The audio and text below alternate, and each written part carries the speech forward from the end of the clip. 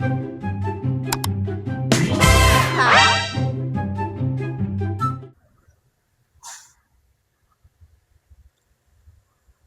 Kita kuliah udah hampir 4 tahun ya. Iya ya, ternyata udah 4 tahun. Dan sekarang fokusnya kita udah bukan dosen killer lagi, tapi skripsi. Kalian skripsi, aku tesis, lebih pusing lagi. Iya, Tahu.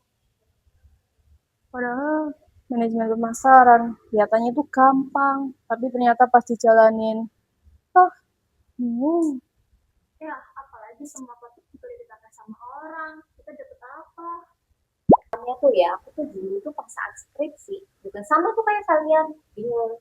Aku dulu tuh ngambil tema tentang marketing. Aku pikir tuh itu ya masih jarang lah yang ngambil. Ternyata udah banyak banget yang ngambil. Sama permasalahanku juga kayak gitu. Awalnya aku udah pede kan, udah ngambil ini. Tapi ujung-ujungnya aku bingung sendiri. Aku juga dulu itu ya, mikirnya itu tuh marketing itu kan gampang ya, karena ada dalam kehidupan sehari-hari. Ternyata saat aku udah ngambil tema itu, karena saking banyaknya udah ngambil, akhirnya aku bingung variabel apa yang mau aku teliti, soalnya tuh temen-temenku udah pakai semuanya variabelnya.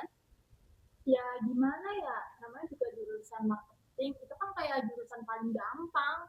Jadi kan semua sudah diteliti, apalagi sosial media. Itu mah gampang banget teliti untuk Nah, marketing. betul itu betul. Misal ya, kamu itu buka TikTok, itu bisa jadi skripsi. Buka Shopee bisa jadi skripsi.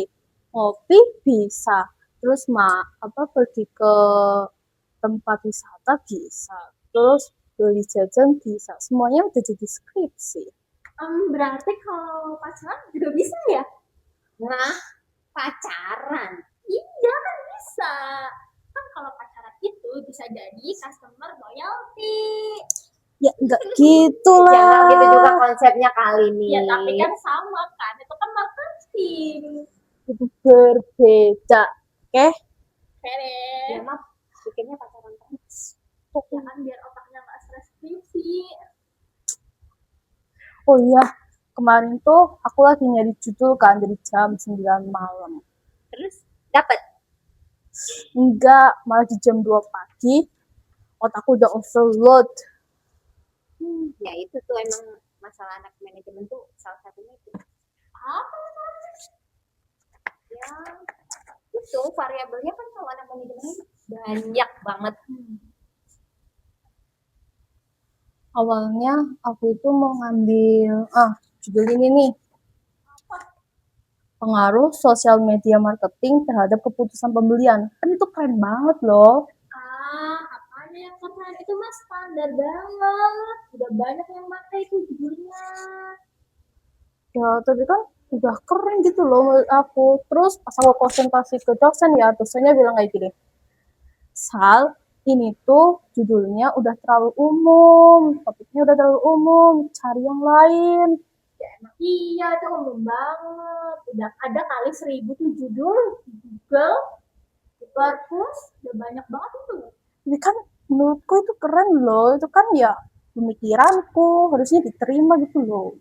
Makanya kamu itu harus sering-sering baca jurnal, apalagi yang up to date tuh. Gitu. Jadinya tuh kamu tuh nggak utak pikirannya cuma judulnya itu terus. Yang udah pasaran. Padahal banyak yang nggak pasaran tahu. Aku dia mesti nyari nih. Nih, kalau dosen pembimbing tuh ya, kalau pas lagi bimbing itu jawabannya itu seringnya itu singkat, padat, tapi bikin bingung. Apa contohnya? Contohnya nih ya, kayak mama, ini nih lebih diperdalam lagi nih. Ini nih, ini apa kamu tuh harus nambah referensi nih gitu. Kamu cari ya referensi jurnalnya nih. Pokoknya tuh paling enggak tuh jurnalnya tuh harus yang terbaru. Gitu. Hah? Itu tuh maksudnya apa? Emang suka bimbingin tuh dosen. Nih ya, kemarin nih aku pernah bimbingin kali sama dosen bimbing aku. Tahu nggak berapa menit? Cuma 7 menit. 7 menit doang, coba bayangin. Kamu ngapain 7 menit doang kayak gitu? Cuma ada gitu. Cuma datang, duduk, diminta revisi, pulang. Nggak ada apa-apa lagi. dosennya aku tuh ya dulu cuman gini, dicari resep gapnya kayak gitu. Udah gitu doang. Padahal aku tuh ya udah capek-capek ngerevisi semalaman. Itu nggak dibuka semuanya, nggak dicek semuanya. Cuman tahu-tahu aku cuma suruh cari resep gitu. Udah sip pulang deh. Padahal aku udah nungguin lama. Nyebelin banget dosennya kayak gitu, nggak dijelasin. Research gap. Itu apa research gap? Ini loh Sal, bahasa gampangnya itu kayak nyari celah penelitian sebelumnya. Tapi masalahnya kan udah ditutupin sama senior celahnya. Itu makanya itu sekarang itu kan ya skripsi itu tuh topiknya tuh jadi panjang banget. Karena itu tuh. Coba Kak lihat dulu kakak yang dulu tuh aku gimana? Nah ini kebetulan ya, aku tesisnya itu karena aku nggak mau pusing-pusing, aku tuh ngembangin dari judul skripsinya aku yang dulu. Emang boleh kakak gitu? Boleh, kayak gitu. Nah, kalau dulu itu skripsinya aku itu judulnya pengaruh sosial media marketing, brand trust, customer engagement, dan electronic word of mouth terhadap keputusan pembelian melalui customer satisfaction. Itu judulnya tuh password wifi kok panjang banget sih. Kita tambah bingung ya Sal. Iya. Panjang banget itu. Nah, apalagi sekarang nih aku tesisnya lebih susah lagi. Sampai kalau kita mau meledak Sal, Itu bikin skripsi kita kayaknya nggak cocok sama judul yang terlalu panjang. panjang ya. Kita bingung mau gimana kalau panjang kayak gitu. Apalagi kan sekarang judul-judul yang gampang dia umum kan udah hampir semuanya itu kan udah ada yang pernah ini apa bahas tentang itu. Kalian harus pinter-pinter tuh cari referensi jurnal-jurnal tuh yang up to date tuh. Nah dari situ kan nanti kalian bisa ambil topiknya itu tuh apa tuh. Boleh deh kita coba ya Sal. Kamu aja, aku enggak. Bingung aku, kepanjangan. Padahal tuh ya di deskripsi sekarang tuh gampang banget loh dicari. Contohnya? Contohnya nih kayak sekarang yang lagi viral, tau nggak live TikTok itu loh. Tahu. Kita bisa tuh jadi deskripsi kayak contohnya nih, kenapa sih orang-orang sekarang gampang banget check out pas live TikTok? Itu bisa loh. Ya itu tuh bisa itu menarik itu. Atau juga kayak coffee shop itu kan kayak lagi viral banget kan, apalagi kayak coffee shop yang lebih estetik, walaupun mahal tapi estetik ya pasti bakal rame, kalah sama yang coffee shop ya yang biasa-biasa aja. Karena orang sekarang tuh beli experience. Itu bisa tuh jadiin variabel di penelitian kalian. Iya, aku juga kepikiran nih. Kenapa orang-orang tuh lebih percaya sama influencer daripada sama artis-artis? Ya kalau itu karena lebih relaks sih. Itu juga bisa masuk trust dan authenticity. Berarti kita selama ini mikirnya terlalu ribet ya? Karena kita mikirnya takut ditolak judulnya, ya masa setiap bimbingan ditolak mulu, kan gak lucu banget. Dan yang jelas kalian itu nanti takut pas sidang itu ditanya yang susah-susah. Aku udah kepikiran, aku udah ada bayangan dosen penguji bilang kayak gini. Sal, kenapa kamu memilih variabel ini?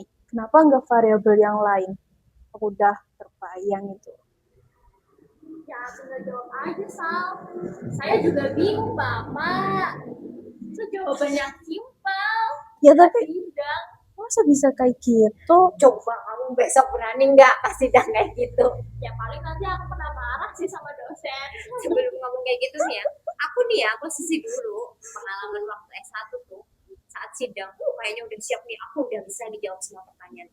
Pas saat sidang itu tuh udah kayak keringet dingin kayak gitu tuh. Jadi kadang apa yang kita pikirkan itu tuh nggak semudah apa yang kita bayangkan gitu. Serem banget ya Sal. Enggak, aku nggak mau mikir gitu. Jangan lewat. Nggak mau. Tapi jujur ya, walaupun stres, ternyata seru juga pas mulai ngerti topik sendiri.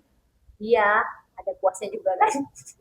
Oh, Karena akhirnya kita sadar kalau marketing itu ternyata luas banget.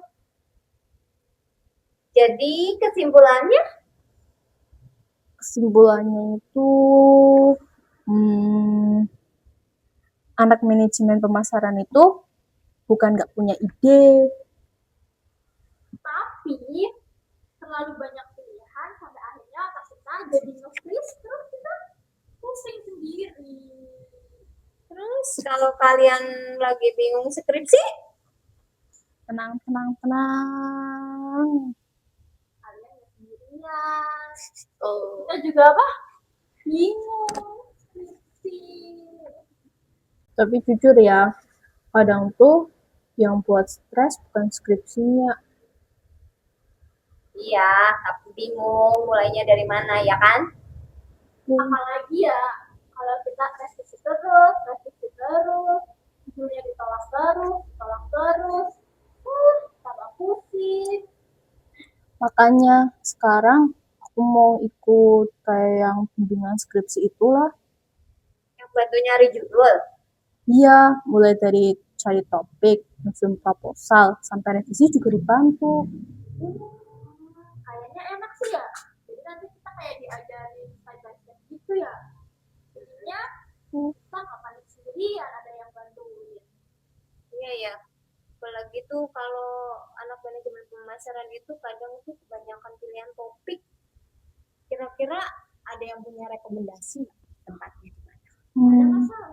Temenku sih kemarin bilang di relation consultant research itu bisa bantuin kayak gitu sih. Gimana itu, terpercaya nggak itu? Bentar. Dan bohong Sal, bener gak itu? Oh, di itu Jalan Karangkobar, katanya sih deket Balai Mas Kemambang itu selatannya. Selatannya. Berarti kalau dari BSI itu depannya ke sebelahnya. Nah, iya kemarin temanku bilang katanya deket PSI. Soalnya tuh ya, kemarin tuh aku kayak pernah lewat situ emang ada tulisan apa tadi? Nama perusahaannya? Relation Consultant Research. Aku pernah lewat sih. Iya. Nah, jadi tertarik ke sana. Bisa ini kan bantu bimbing ini tesis, nggak cuma skripsi kan? Kayaknya sih bisa. Ayo apa kita ke sana? Aku juga kayaknya harus perlu bimbingan ke sana deh buat skripsi aku. Aku pusing kalau mau sendirian. Apalagi aku nih lagi tesisan. Yuk besok kita bareng-bareng yuk kesana yuk. Boleh deh. Tunjukin ya Sal. Sip. Terima kasih Sal.